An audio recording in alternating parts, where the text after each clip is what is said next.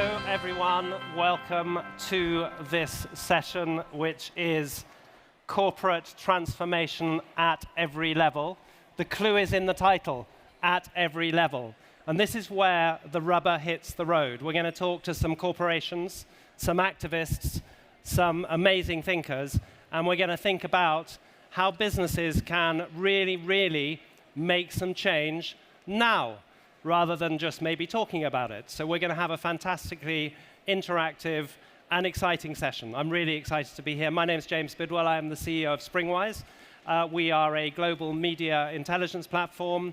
We're a proud partner for ChangeNOW, a major ecosystem partner. We published the daily update newsletter in partnership with ChangeNOW last night. I hope you saw that early this morning in your inboxes. And we have a channel on our app which covers the most important innovators for positive change in the world. And I'm going to moderate this session, which is 1 hour and 15 minutes. And I know we're sitting between you and lunch, which in France is usually a little bit dangerous. So I urge you to stay to the end, please. The way it's going to work is we're going to have a keynote speech from Kate Williams, who I'm going to introduce in a second. And then we have an extraordinary panel of leaders. We have Ada Di Marzo from Bain. We have Anne Lecor from Printemps Ecologique. Pierre Louette, who is the managing director of Groupe Les Écoles, Le Parisien. And Helene Valade from LVMH. So an amazing panel, which will go on for about 30 minutes. And then, last but very much not least, a fireside chat with the incredible Antoinette Klatzky, who is from the Eileen Foundation and Presencing Institute. So we have a lot to cover. We're going to keep it moving. This is the stage to be at. And I'm now going to introduce Kate. And Kate I've known for a long time. We're a member of 1% for the Planet at Springwise. And I was kind of going to give a little intro to her career and all that. But then I found in a magazine a little extract that she had written. And I'm going to read it to you, because for me, that tells you all you need to know about Kate. So this is her speaking. When I was 18, I had the opportunity to spend 30 days in some big mountains. Everything about the trip was hard. Lingering snowpack and additional snowstorms. Missed food rations as a result. And then one of our leaders broke his leg, necessitating a pretty involved evacuation. This was in the pre-cell phone era. In the midst of it all, I was given opportunities to lead beyond what I had thought was my capability. And I felt the sharp edge of responsibility through the 48 hours it took to do the evacuation. And tired, hungry, and anxious as I was, I absolutely loved it. This is what I want to do. As I watched the helicopter fly off into the sunset from the snowy pass, transporting our broken-legged leader to the hospital. This was a combination of lead in meaningful ways and work for the health and beauty of our planet. My career since then has really been an exploration of how to do this. Starting as an outdoor educator and evolving into an environmental nonprofit leader, I was intentional in my development and also open to serendipity. And that combination of intentional prep and openness to opportunity led me to 1% for the Planet, where I feel like I am able to embody this, the this that I committed to back in those mountains. She is an amazing woman, an amazing leader. I give you Kate Williams.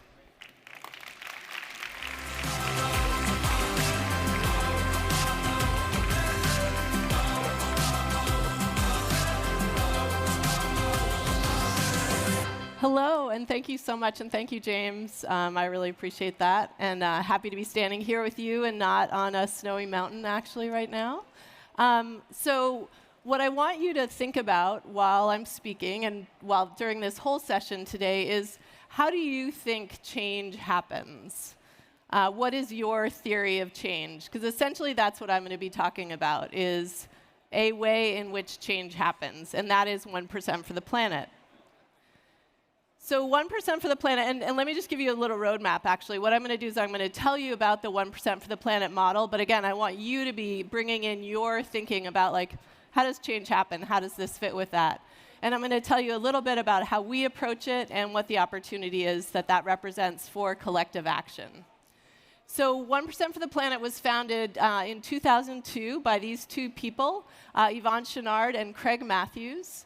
And they basically were two businessmen fishing on the side of the Madison River in Wyoming. and in Montana, actually, excuse me. And they were realizing that what they did as their businesses was something that they felt needed to be spread more broadly, needed to be proliferated. So they said, hey, this land that we support through our businesses, that we give back to, that enables us to do what we want to do, we need to have that replicated all over the world. So they created 1% for the Planet as the movement building model for what they were doing. And we have since grown quite a bit. So that was on the shores of the Madison River in a tiny little area in the United States, and we're now truly a global nonprofit. So we are in 60-plus industries, so not just the outdoor industry. We are truly all over the world. We are also driving significant impact. So just in the last year, we have certified quite a bit, and that has brought us to close to actually 500 million in certified giving. That's US dollars, and that's for our global giving. And we do this, our model is based on engaging business members, so businesses giving back their 1%. So every business that is a member of 1% for the Planet gives 1% of their annual sales to environmental nonprofits. And I'll talk more about how that all works. But it's a very intentional, credible model that drives change through collective action, which you're seeing here. And just to break it down a little bit, so that was our global numbers. So we have a strong presence in Europe. As you can see here, 20 countries, more than 2,000 members. And then we have a France chapter, and we have a booth here today. So if you're interested in learning more about 1% for the Planet in France, definitely invite you to go by, and our amazing French director is here. And so this is the one country outside of the US where we have a staff that's based, and we've really seen significant growth. When I started at 1% for the Planet 9 years ago, we had 1,100 members globally. And now France, as one country, has more than 1,200 members. So that's one example of the ways in which we're growing, of the ways in which people, businesses are leaning into the 1% for the Planet model as a way to drive change. In the UK, which is another one of our countries where we've seen a lot of growth, where we don't have a dedicated chapter, but where we have members as part of our global model, we've also seen significant growth.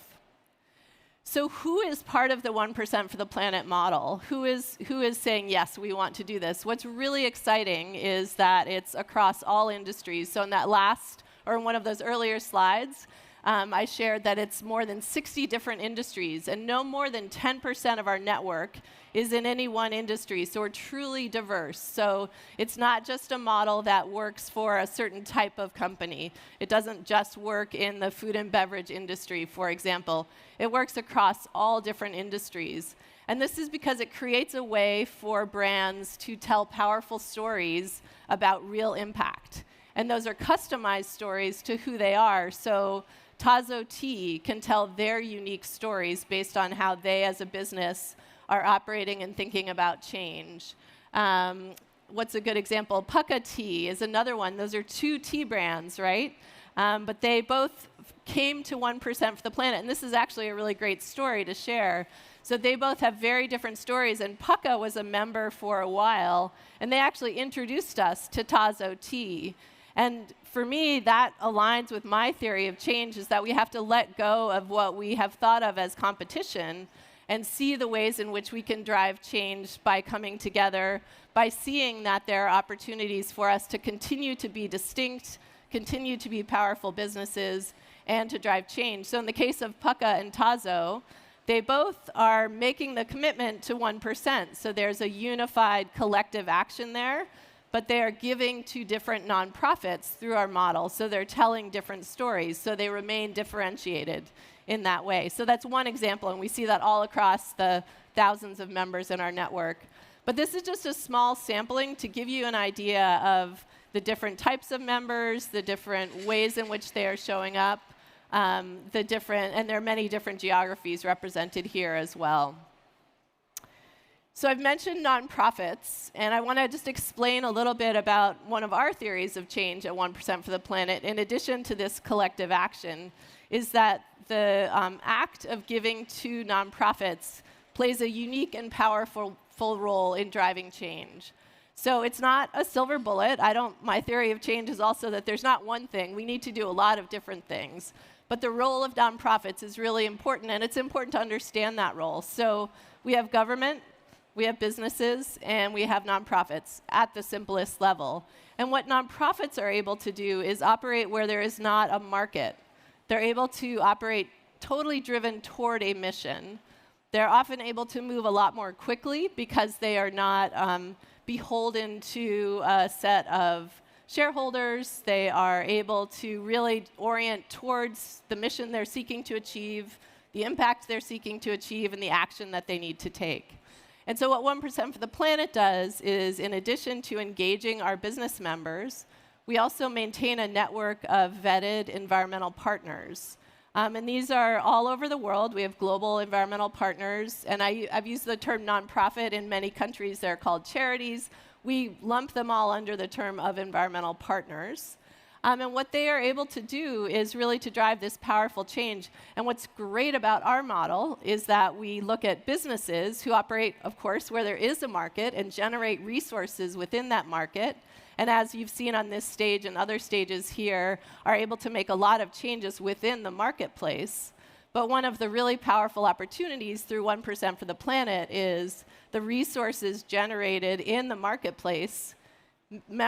Business members can give to the non-market activities of the nonprofits and immediately expand their scope of impact. So ideally, businesses are taking action in their supply chain, in how they're sourcing their energy, and in all of the ways that businesses within the marketplace can drive powerful change that needs to happen. And they give to nonprofits or environmental partners, and boom, they've expanded that scope of change. They've expanded the area in which they can drive change. So what 1% for the Planet has done is we've created 4 different impact areas, and our many thousands of environmental partners are categorized into these categories. So it's conservation and restoration, rights to nature, just economies, and resilient communities. And these are really important, and they're quite new. One of the things that we've really been trying to do is expand the boundaries of environmental, the definition of environmental.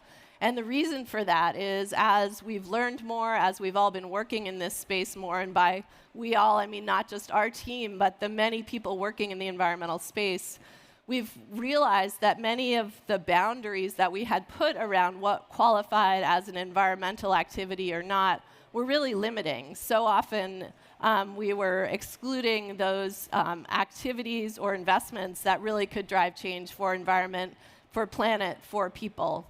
So the purpose of 1% for the Planet is to inspire action and commitment so that our planet and people thrive.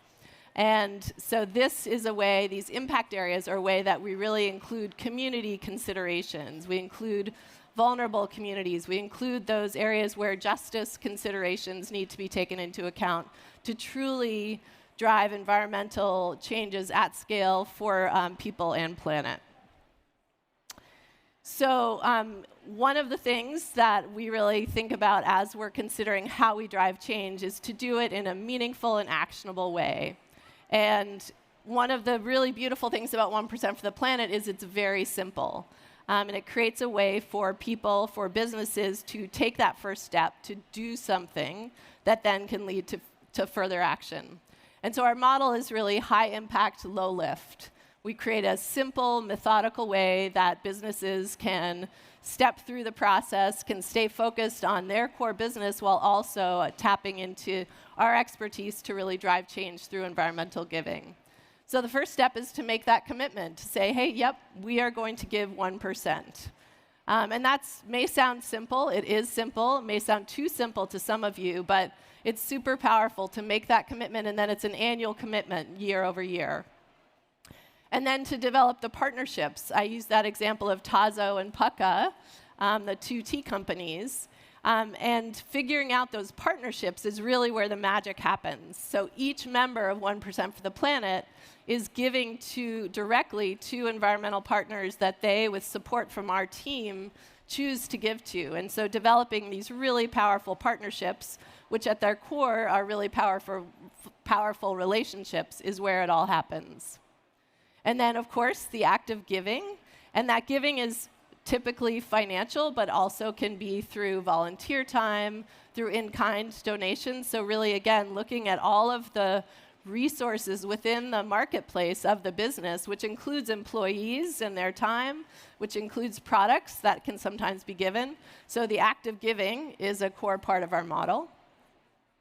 And then we certify every year. And this is super important in a day and age when I'm sure you have all heard of greenwashing, of people, of brands saying they're doing something and not following through, or saying they're doing more than they are doing, or saying that they're doing something and not providing clear evidence of that. That is all greenwashing. And as consumers are increasingly interested in environmental activities, the risk of greenwashing, unfortunately, goes up. And so the credibility of the 1% for the Planet model hinges on our annual certification. So every business that has the 1% for the Planet logo, our staff, has certified that they have given their 1% every single year. So it's a highly credible model, and it's really the opposite of greenwashing, because no one bearing that 1% for the Planet logo is not doing what they're saying they are doing. And then we tell the stories. So sometimes there can be a tendency to not communicate things that companies are doing that are really good. Maybe there's a sense of being humble about it. Maybe there's a concern of being called out for not being perfect. But we really believe in progress, not perfection. And so we really, really encourage our companies to tell those stories of giving, because the act of giving, those partnerships, create such a powerful story and resonates so much with consumers, and start to create that powerful cycle where consumers say, hey, that is great. We love what that company is doing. It aligns with my values. I want to buy those products. And we do start to see that it's not just good for the planet and good for people, but good for business. So telling those stories is super powerful. So I'm going to just cruise through some of the key ways in which this really adds value. So credibility, I mentioned that. In terms of the anti-greenwashing, the opposite of greenwashing. So the other piece of the credibility is that consumers really want this. The data is very clear. We went through a bunch of different data points where we could have picked many. But very clearly, consumers want to see companies making strong commitments, and they want it backed up. And so we see our brands really, really leaning into this. So Avocado is one of our big brands, and they are doing really great work. And for them, having the credibility of 1% for the Planet enables them to give a really strong communication to those consumers, which, again, isn't just a marketing story. This is how we create a new economy in which consumers are able to choose products that align with their values, and then together we're able to create the future that we want to create. Accessibility. So a lot of people really want, again, this is another consumer data point, want to see companies at the forefront of driving change. But a lot of companies can feel like, well, how can I do that? And we have so many companies who started small, like Patagonia, for example. They started with 1%, and as you may know, in the past year, they're essentially now 100% for purpose. And it all began with their 1% commitment. We got an amazing story of the small nonprofit that received their first donation, which we think was the first 1% for the Planet donation, and that has led them on a journey over 40 years that has gone from 1% to 100%. Maine Beer Company is a great company, similar example. They gave $100, and now they have, over time, given more than $1 million. So the model of 1% for the Planet is very accessible to companies of all sizes, and that enables us to drive collective change. Expertise.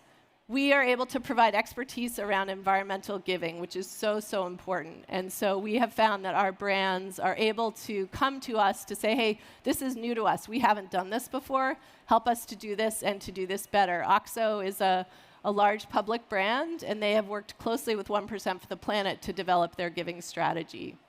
And then engagement. Purpose-driven companies matter. They outperform the marketplace. They're great places to work. Employees choose them. So all of that is part of the 1% for the Planet model. And this is a biotech company that joined us last year, and they've really, really leaned into having their employees engaged in meaningful ways. So it's a diverse model. It's a collective model. Are you thinking about your theory of change? It's a model that people can join with just a small initial step. It's a model that really enables us to get at the collective part of taking great ideas from the idea to the implementation. So I read an article this winter called it was something about the change in American progress, but basically that the Eureka theory is no longer accurate. The idea of an inventor sitting alone in a room, having a great idea, and that being how we change the world, it's not how it happens. We need those great innovations. We need those great inventors. But the way the world really changes is when groups of people come together and in collective and distributed ways drive change at scale. So 1% for the Planet is on track to drive $1 billion in giving in the next 3 to 4 years. And that is not through individual action. That is through collective action, which is when individuals and companies come together with their 1%. That billion will be made up of the 1% of our smallest company and of our biggest company. And that's how we drive change at scale. So as you are thinking about corporate transformation today, as you are thinking about your theory of change, I hope you'll continue to think about how small actions add up to large change. Thank you. Thank you, Kate.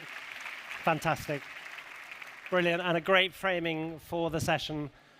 Amazing that a fishing trip turned into that amazing organization. I mean, I love a bit of fishing.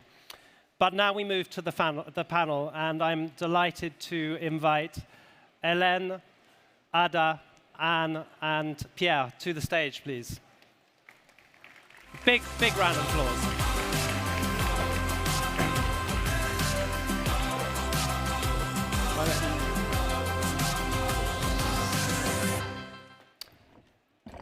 We got enough chairs? Yeah, brilliant. Welcome, you guys. Thank you so much.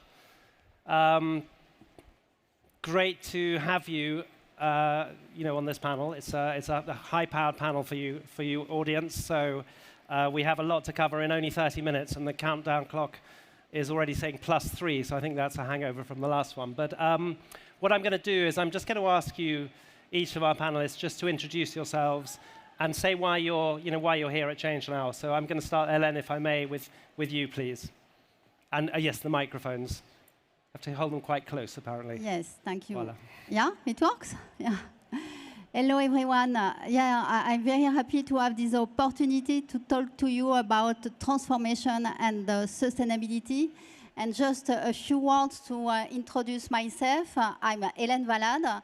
I'm in charge of the environmental strategy of LVMH since January 2020. And before, I was at Suez, waste and water utilities. I contributed to reinvent the business model of Suez from circular economy, and it was very interesting.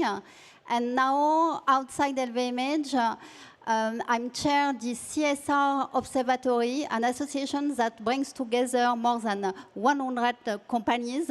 Another way to work on transformation, collective intelligence between companies.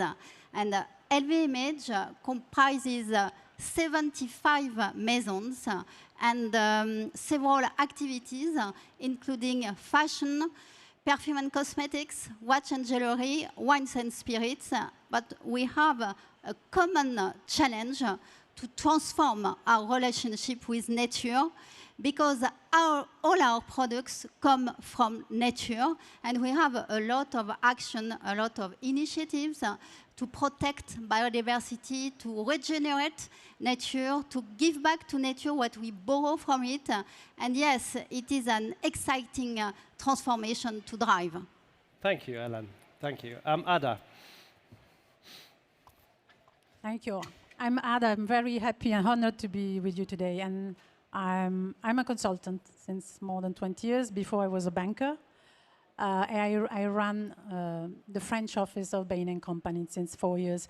The reason I'm here, I think that at the heart of the work we do as consultants is really enabling change. And at Bain, enabling change with impact has become our mission since years, but impact with an holistic view, not only financial impact. And what is interesting about Bain, and happy to share it with you today, is the fact that we have a double hat. I have a double hat, because I run an office of 400 people in a company of many thousand, so I have to do my own transformation. At the same time, I have also to work with clients to make it work. And this gives us, I would say, quite a unique opportunity to make sure that we give the best of us. Thank you. Thank you very much. So Anne, I'll let you go now, please. Yeah, hi. I'm very happy to be here, and the reason I'm here is, has been mentioned by Nicole in the last table ronde. Sorry for some French words that gonna come along. It's collective action. Printemps Ecologique is example of collective action. We are a trade union fighting for social and ecological transformation of organization. What we do is very simple. We talk to the employees and people that are in their company thinking this is not going fast enough, and we are training, mobilizing those people, and we try to put transformation, social and ecological transformation through social and environmental dialogue, and put that in the law at the end. Thank you. Pierre. Yeah, my name is Pierre Louette. I'm the CEO of the Les Echos Le Parisien Group, which happens to be co-organizing the event. But it's not the only reason why I'm invited. We have about 700 journalists who cover the transformation, digital and also environmental. And we've strived to be in a position in which we can cover this transformation, we can talk about it, we can describe it, but we can also prove that as a media group, we do something for the environment in order to be coherent, actually, because I was afraid of the moment when someone would tell us, okay, you guys cover this transformation all the time, you talk about it, you give lessons to the world, but what do you do on your side? So we have started about 5 years ago now, an effort which has driven us to a strong reduction of our carbon footprint, and also we have now a Chief Impact Officer, Corinne, who sits here in the room, and we've developed many policies. I think we will enter into the details later. And just before I'm just going to keep going on that, Pierre. So when you think about what you're doing in terms of from a business point of view, because we're all business, well, a lot of us are businesses, are you seeing over that 5 years some business upside, and how does that manifest itself? Well, to begin with, we were not looking for a business upside. We were looking to begin with, to be coherent with our own activities, also with the group, which is our main shareholder, LVMH. And this group has started many years ago, actually, going into that direction. The transformation has accelerated with Helene's impact, probably in a strong way in the recent years.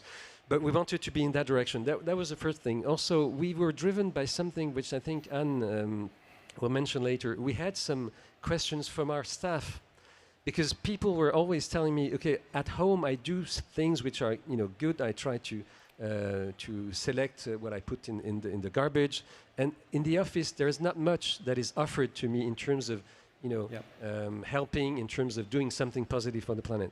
So we decided that we needed to begin like this.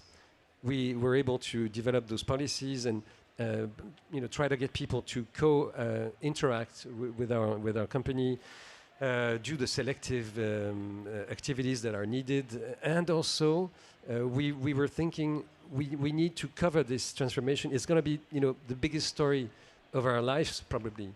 And also, if we want to have a life, it's a very big story. So we decided that this was going to be an effort. Obviously, some business consequences come with that. As of today, about 15% of the articles written by Les Echos have some relationship with ESG stuff. 15%. It was probably like 2% 5 years ago or less. And of course, we've seen during that period an increase in the number of subscribers to Les Echos. So it hasn't been detrimental to the businesses. This is something that I really want to underline. It's not detrimental at all. It is the story of the world. People are interested and they need to know more and they need to have the tools to act and they need to have the explanations. So if you bring more explanations, if you are more savvy in that field, it's good.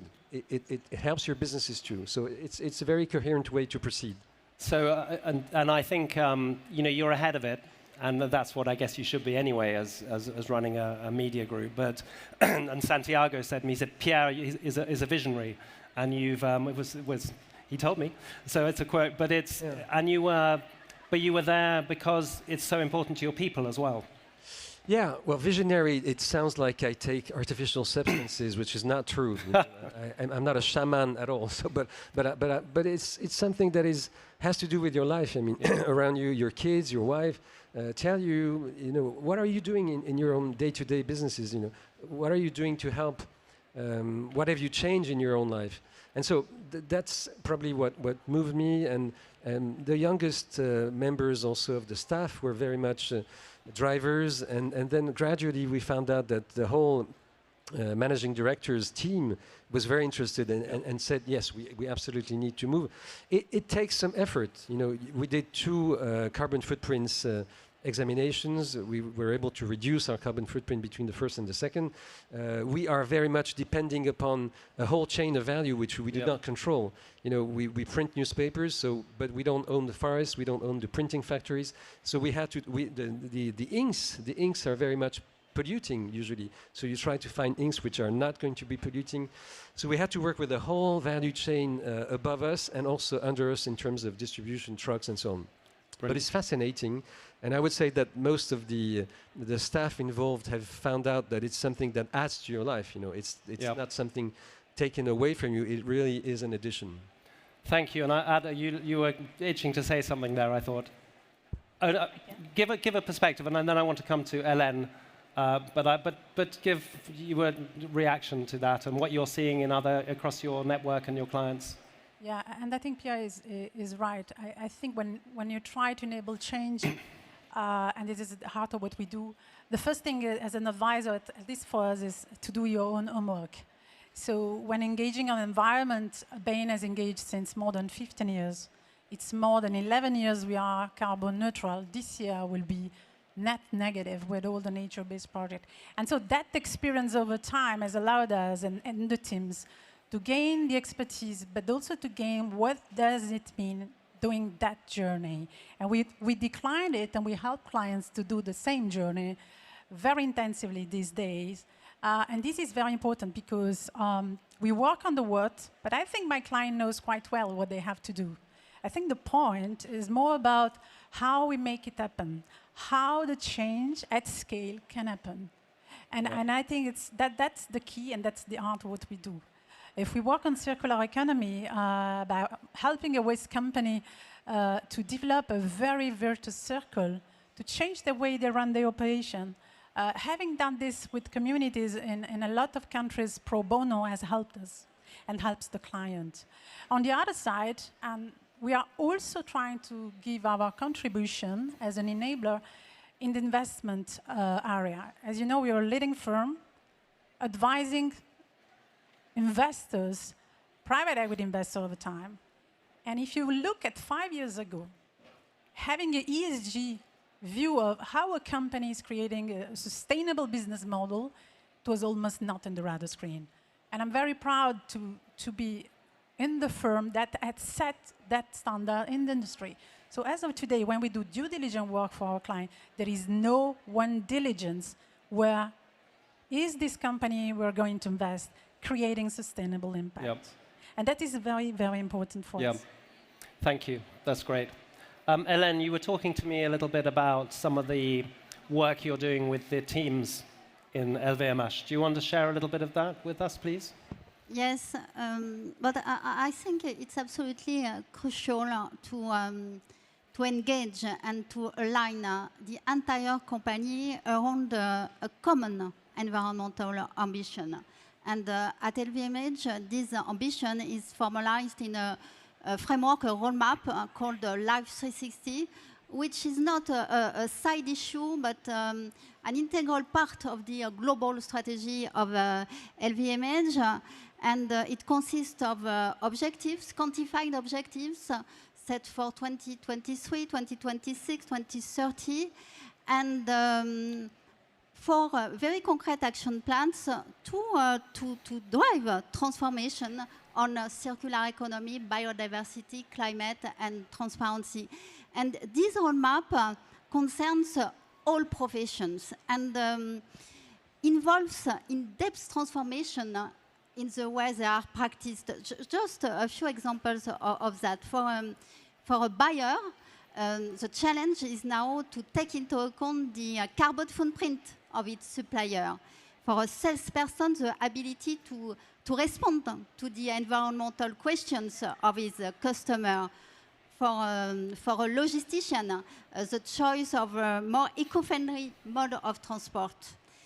That is why I think it's very important to facilitate this, the appropriation of this roadmap so that each employee can be actor of the change. Because change cannot be decreed or decided just with a snap of the fingers.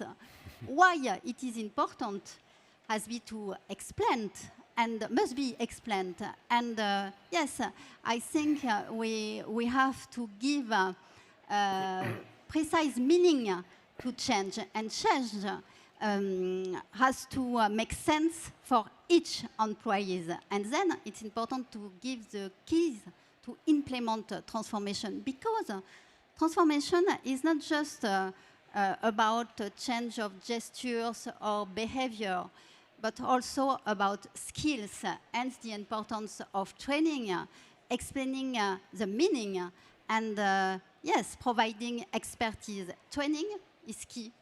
And at LVMH, our motto is learn to be the change. That is why we are launching a new Environment Academy, a new training center that offers learning of expertise on all the aspects of transformation on circular economy, traceability, biodiversity, and climate. Just some examples. What eco-design means, how source differently raw materials to manufacture eco-design products, and so on. And it is because I have received this training, because I have been invited to ask myself the right questions, that I can take action. And just a last thing, because I think the place is also very important to ensure the quality of training. And I'm very happy to disclose today that you just signed a partnership with Yann Arthus-Bertrand to use for training an amazing place, La Millière. La Millière is a biodiversity reserve 1 hour from Paris, that concentrates all the Yann Arthus-Bertrand science on biodiversity, and that allows to experiment, especially on regenerative agriculture. And I think this amazing place will enable a reconnection with nature. Yes, in short, it's possible to shift the lines from within, making all employees change makers. Amazing, and congratulations on that. And that sounds like the most amazing place to go to, and what a privilege for your teams to be able to participate in that and shifting. So Anne, when I listen to this, there's a lot of amazing things going on in businesses, and your raison d'être is partly to help businesses and the teams to kind of drive this agenda. How do you think about which businesses you engage with? Are you seeing this more broadly, or is it just pockets, and how are you kind of navigating to, are you driving accelerated change with businesses that are already doing something, or because it would appear that there's so much happening. So how are you kind of unraveling that, and why are you doing what you're doing? Yeah. So Printemps Ecologique, Ecological Spring, is in several companies, big, little, medium-sized company. So we are in telecommunication companies, but also in agro, in food industries, and we are in very diverse companies from very diverse industries. The reason is because we need to change our productive system in every sector. That's a need, and that's an urgency and emergency to do that. Maybe more about the people we are mobilizing and that are part of Printemps Ecologique, because that was my case, and I guess that might be your case too. That this moment when you are working and asking yourself what you are doing for the future of your child and for your future. So we have a lot of people that are kind of very stressed about how their job impacts the planet and how in what they can do about it. So that's why some people engage with Printemps Ecologique, thinking that they might just push the company from the inside to make the company go very much further than she's actually going. Just some figures. Carbon disclosure is saying that less than 5% of the company on the European level are aligning with Paris Agreement.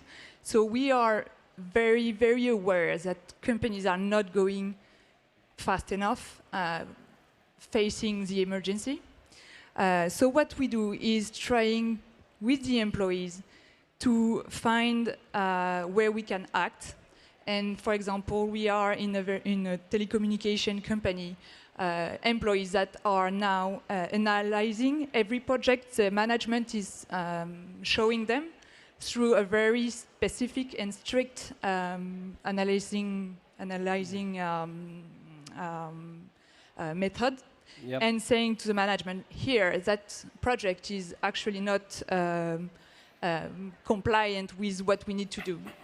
In another industry, we have a whole fabric that just got on strike mobilizing to say this change in a gas station, in another gas station, is actually not compliant with what we need to do. Also, this is what people in company do, and we know that sometimes there is a very strong dialogue to make and to build within the management and employees. And as a trade unionist, I see a lot of also some management and employees are afraid to engage through that dialogue. And this is very concerning, because why are we afraid to discuss the real matter here, which is social and ecological emergencies? So I could be calling everyone to just see that kind of action in a very different way. Trade unionism is a way to push, to go forward. Yep.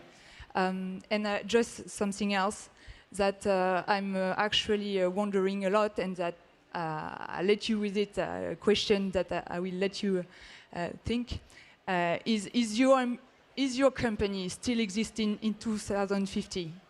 Is she doing the same thing as she's actually doing right now?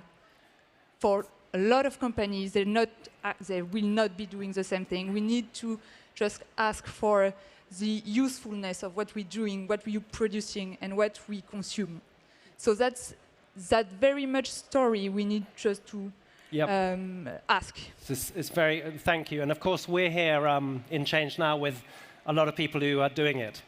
And you're out there getting people who are not doing it to do it. And I think, you should be applauded for coming here and telling us what's out there. And I'd love next year for you to have a whole panel of people you have convinced telling us their stories of how you have helped that happen.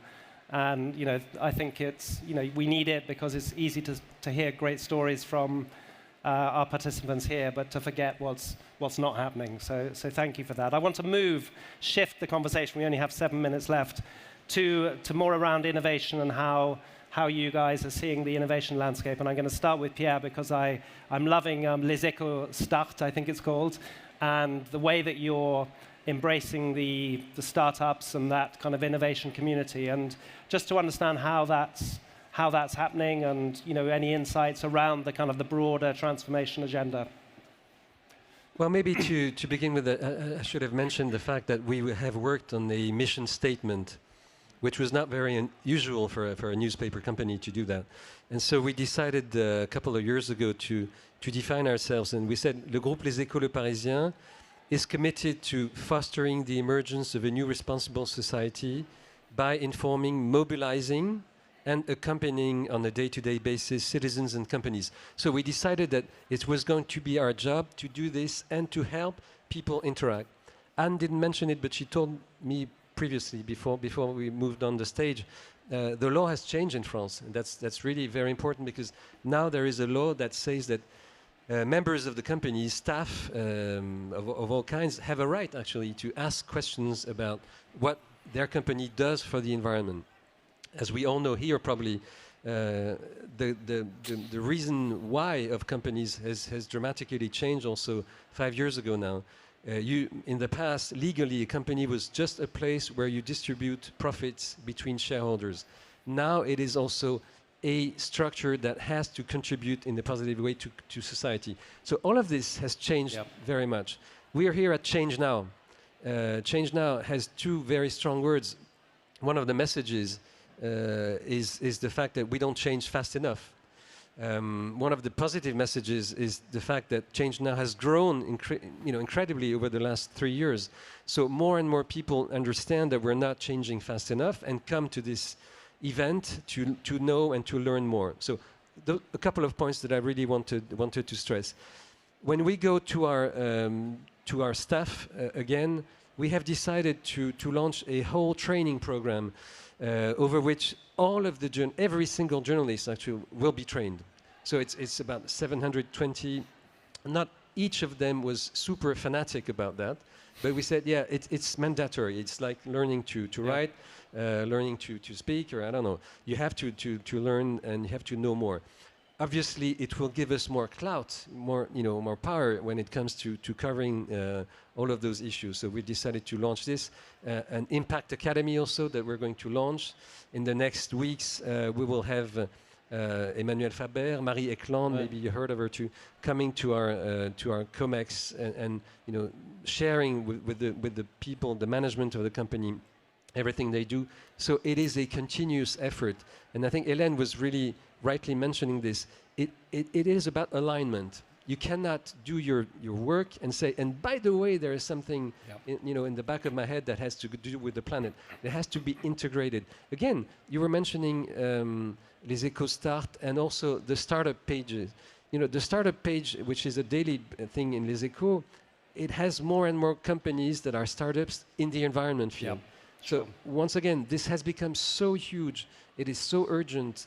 And it requires also to be able to work with all kinds of people. So again, the Printemps Ecologique has this approach, which I think is really very strong and useful for us. It is a reminder of the fact that we need to mobilize everybody in the company. Experts are required. And also, which you will find here, an international approach. Because we do not invent everything here in France. I mean, there is a lot to be learned from people. And Kate, again, was telling us how little efforts can grow and become huge. I think all of this is super inspiring, but we need the inspiration and we need the dedication because the challenge is pretty high. Yeah, amazing. So we're running very short of time. So Ada, I'm going to let you just give us a couple of other perspectives and then go to Helene before we close. From what you're hearing in this panel and what you're seeing with your clients, are you optimistic? What are you thinking we should be going to do that we're not doing? But I'm always optimistic, and actually I'm a bit afraid of the fact that a lot of the discussion today are very catastrophic. Yeah. We see a lot of things that you could be depressed at the end of the day and be scared to do anything because you think I will not have the time, my son will not have the time, and the son of my son. I think what is important is, and I think Kate has told us, big change starts small. start small. It means that, yes, we need billions of dollars because you need means, but we need also billions of people who take a cause, a topic, at the heart of what they do. And they are able to be bold.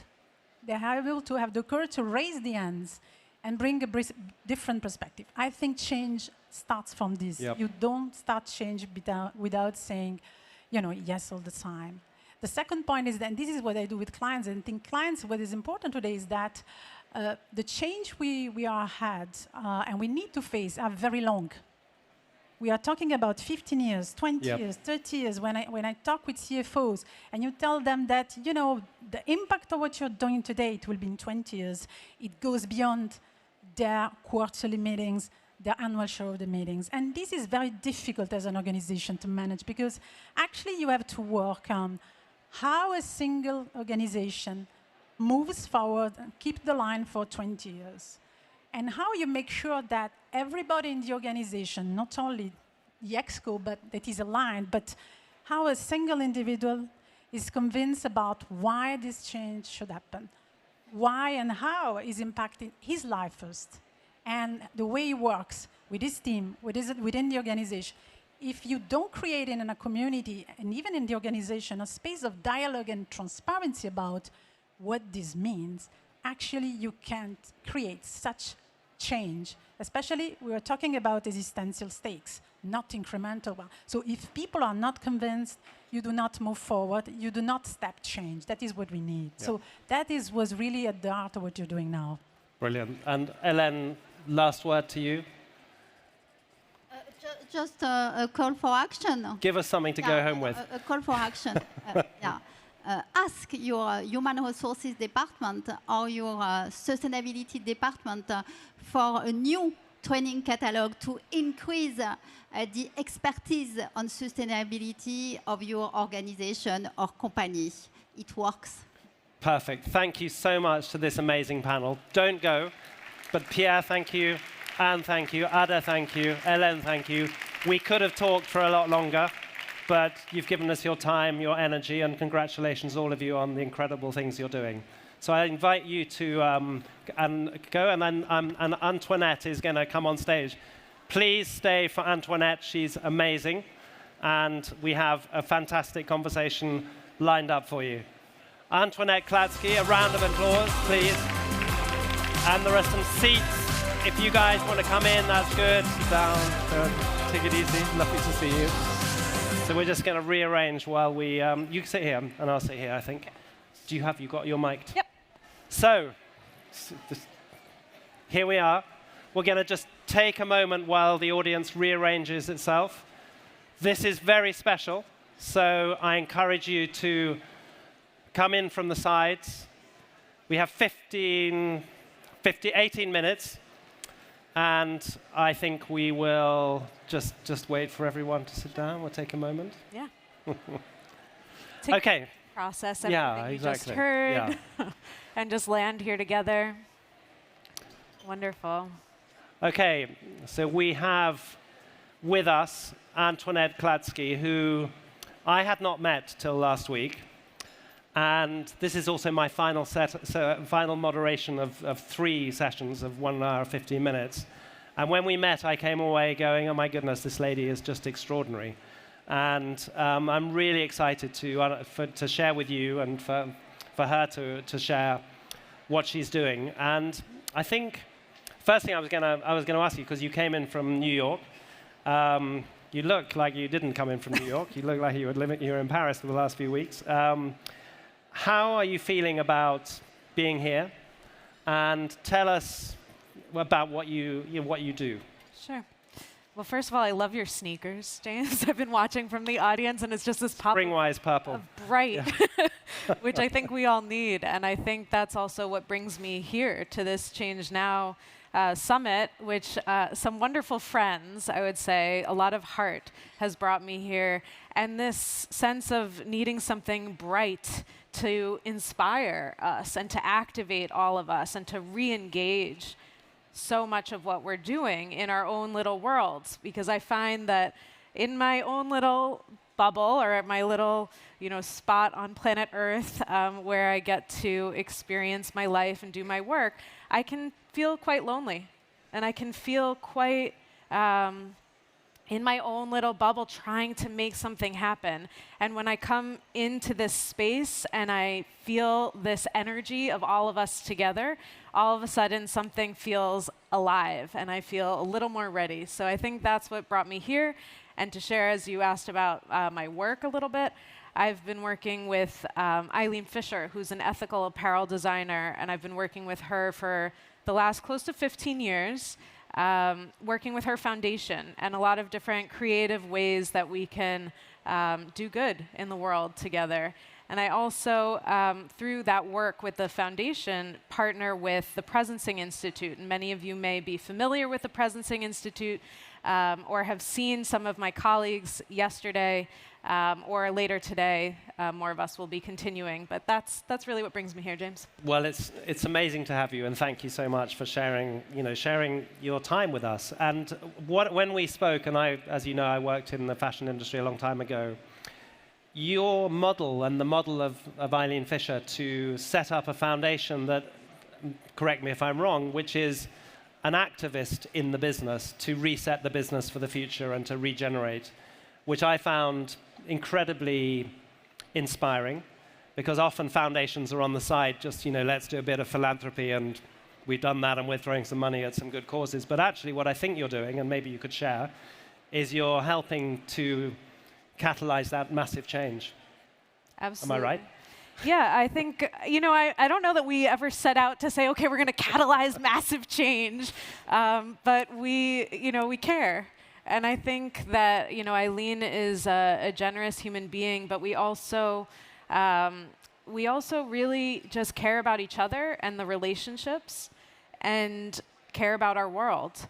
And what we realized very early on, and I have wonderful colleagues in Eileen Fisher who just immediately said, we care about the people making the clothes. So Eileen was an early creator of what are known as the sweatshop guidelines, but SA 8000 and some of these big commitments very early on in the creation of clothing. And looking at what does it actually take to make the clothing? What does it actually take to what happens at the end of the life cycle of a garment? And when we started to look at those things, even though for us we thought, oh, we'll do a little vintage shop and we'll just start selling some of the Eileen Fisher clothing that's been worn before, gently worn, and we'll start to dry clean it and resell it. And what happened with that was that hundreds of thousands of garments started coming back, and people realized that actually this is part of ending the life cycle of the garment, is actually turning that into a circular model. And that was quite early when I came into Eileen Fisher that we started doing that. But Eileen has been really doing this for many, many years in many different ways. So I wouldn't say that we set out for massive change, but we see that that's what's happened, and that's been our role. And so you work across the whole business, but you're independent from the business. Yes. And you're engaging with each part of the business, and clearly supply chain in any apparel business is very, very difficult. Yeah. And the other thing you talked to me about was the way it's a very personal organization, and the way that you connect and the way you think about the people in the organization. And the way I think you put it was, someone who's making our clothes, we really think about that person's life, and we really think about how we can add to that person's life. Am I right? And how difficult is that? Because when I've been slightly involved in that, they're very difficult to penetrate into that kind of, that place. Yeah, absolutely. We've done a lot of work around thinking about the supply chain and looking at the multiple areas where we see vulnerabilities in the supply chain. And because the foundation is a separate entity, we've been able to actually partner with the company in the way that we would partner with a lot of other organizations as well, whether it's a nonprofit organization or another for-profit organization. We partnered with the company and we said, what's the most vulnerable area of the supply chain? We actually did a program with the Presencing Institute at the time. We did a gross national happiness and global well-being lab, where we looked at what is well-being? How do we measure well-being? And how do we shift our attention? So not just looking at the problem from a mental capacity or a mental situation, but really using our whole body, our whole being to experience what is happening for people who are making our clothing. What is happening on every level? We're talking about corporate transformation at every level. That's from the consumer through to the person who's creating the clothing. At every single level, we can experience something that's moving, something that's happening. And when we can do that and also bring in how we feel about this. So when we bring a designer, let's say, to Peru to work with a community cooperative who's making an article of clothing, we can sit down and actually listen with our whole being. We can sense together what's happening for these people, what is going on here, and how can we design into what the supply chain actually has gifts and talents and desires to create. And that creates a whole different dynamic in how we think about what our contribution on planet Earth can be. And it's not just me sitting in a corporate office. It's not just them sitting as an artisan in the community. And it's not just our consumers trying on the clothes in a beautiful store. It's about actually creating one world and one connection that we know is already there. It's not something that we need to make happen. It's something that we're experiencing together.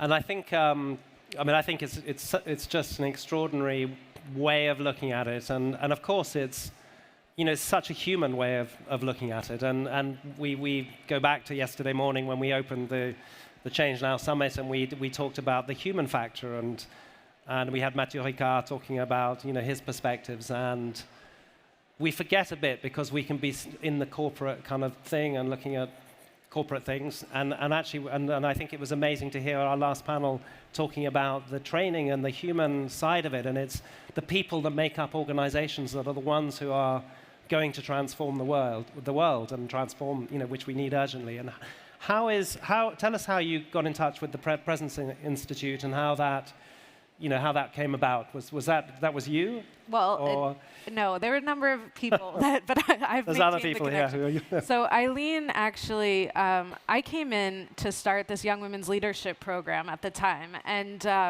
when I came in, I was in my very early 20s, and I came into a little office it was a foundation office, and there was a 2-pager, and I was thinking, what do these young women need? What's the leadership model of the company? And I felt, this needs to be around connection to ourselves, to each other, to the larger community, to the land.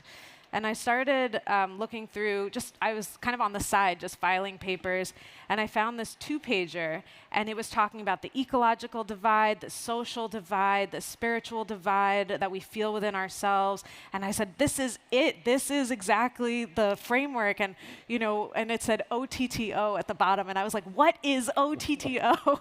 And Otto Scharmer is a senior lecturer at MIT who is a founder of the Presencing Institute. So there was some of this already happening in conversation between Eileen and Otto. And then I was able to come in, and I started out just by doing courses with the organization, and then over time started to partner more and more on different initiatives and co-create things together and develop methods and tools together. And the work that the organization has been doing just feels like it's right at the edge of, they call it sensing the emerging future. And I feel that that's what we've been doing in Eileen Fisher, and it's what's articulated in the Presencing Institute, and that's how, in my role at working with partnerships, I get to have the joy of being with both.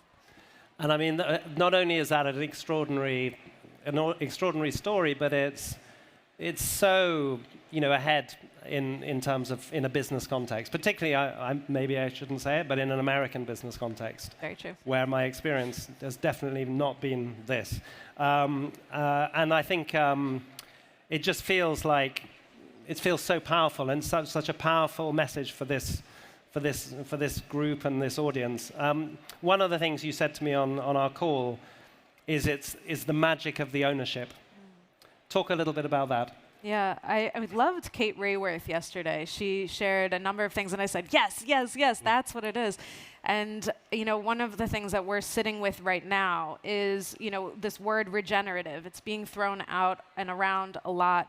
And in our context, we said, what we've been doing actually, and what we care about deeply, is this idea of regenerative design. So how are we actually shifting? So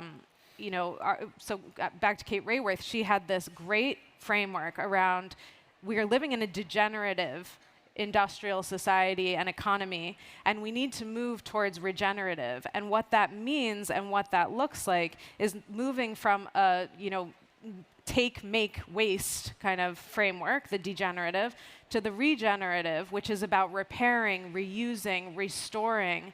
And what we've found is that actually flows with a natural cycle.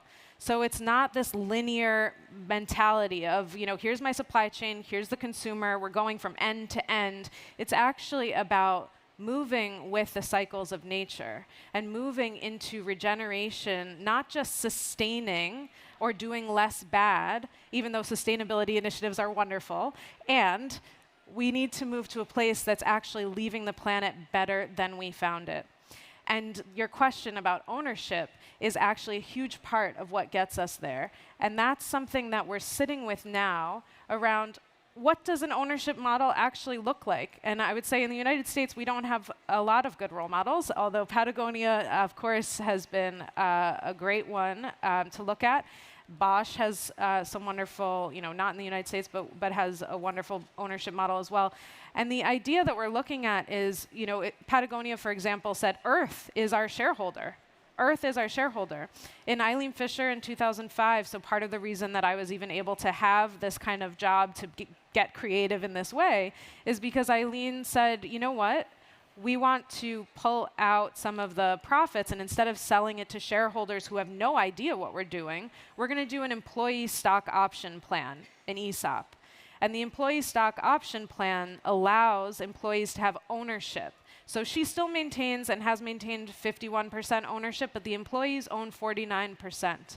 And that makes a huge difference. It means the employees care differently. It means the employees are invested. And it means that at the end of the day, they see the return on that investment that they're making.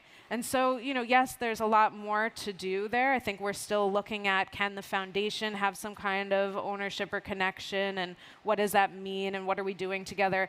We all always still have work to do, and we're very much in the throes of that. But that is, what we think about often is what are the, and Kate laid that out. She said purpose, networks, governance. These are the key things to look at what makes designing for a regenerative business. And I think that whole regenerative is going to be, we're going to be thinking about that a lot more, and we're going to be, next year we'll be talking, I think there'll be much more along that topic. I look forward to it. And this whole idea about, whether we should reduce profits, reduce sales, and all of those things in order to regenerate, which the degrowth agenda, I know there's been a couple of sessions on that. Some people are less excited about it. Look, we have 2 minutes left, and one of the things that we were thinking about, if the audience is up for it, I was going to ask you to just maybe set up by how you run some of your meetings, and then we were going to have, rather than Antoinette saying, what she'd like us all to do, she's going to ask us to have a moment. So please indulge us, and I let you, because you know how to do this much better than I do. Sure. So one of the things, when I said earlier that part of what we're doing is not just about shifting something from a mental standpoint. We can continue to fill our heads over and over and over again with new information. And we've heard many times that we're not going to get to this change, to this regenerative anything, unless we shift the place from which we're operating, unless we shift our inner place. And how do we do that? And Otto Scharmer talks a lot about shifting this inner place requires a shift in consciousness. It requires a shift in how we are aware and how we pay attention. So some of what we talk about and what we do at Eileen Fisher, the big words for it are awareness-based systems change. So when we look at how we shift an ecosystem, it's not just about how we move the players on the board. It's about how we become aware of the whole system. And the very act of becoming aware of the whole system is what invites in a shift in change. And Arawana Hayashi, one of our dear master teachers and friends, shared with us yesterday that when we are really here, when we are really in the now, the part of this change now, when we're in now, change is already happening. It's already here. And so the invitation, we do this before every meeting, we take a little just moment of stillness. And I'll invite you to take this moment of stillness together, and I'll invite you into this experience of recognizing that when we're in stillness together, everything is still moving. So what we're doing is we're actually becoming aware of everything that's going on. It's all happening, all at once. And I'll just invite you to tune into the breath. The breath is always happening. It's always there. I'll invite you to become aware of the sounds of this space, the sense that we have of hearing. So if you'd like to get your feet flat on the ground, just feel a sense of connection to the earth, perhaps feel a sense of uplift in the spine, and just a sense of connection of the body to the seat. And if you'd like to just lower your gaze, or if you'd like to close your eyes,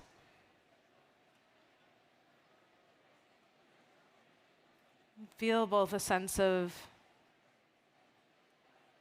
connection to the earth,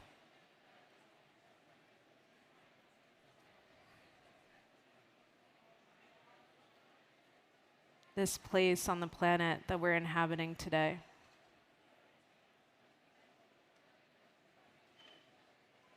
And as you exhale, feeling the awareness and the attention move up the body, up the spine, up to the space just above the head. This space of expansiveness and possibility.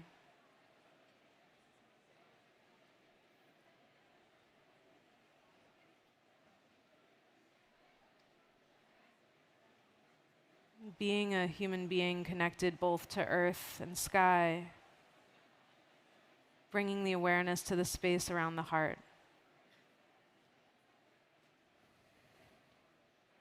Perhaps feeling the heart connected in some way, even just on the same level of all the other heartbeats in this room.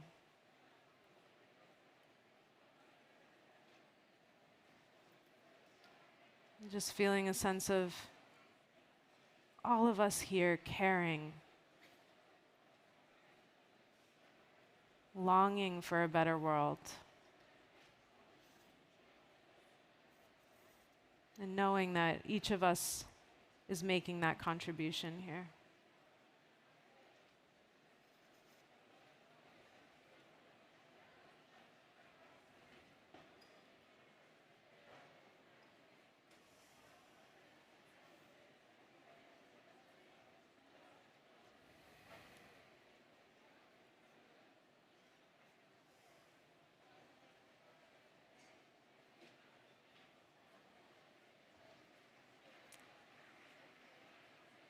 I'd like to invite you we can reconnect with our eyes, with each other. I'd like to thank you all so much for indulging us in this practice of just rest, restoration, and as we consider together how we go out into a more regenerative world, that we can leave this planet better than we found it. So thank you, James, for having me. And thank you all for joining in this practice. I look forward to our continued work and collaboration together. Thank you, everyone. Amazing. Thank you, James. And have a great rest of the day. Thank you. We'll go this way.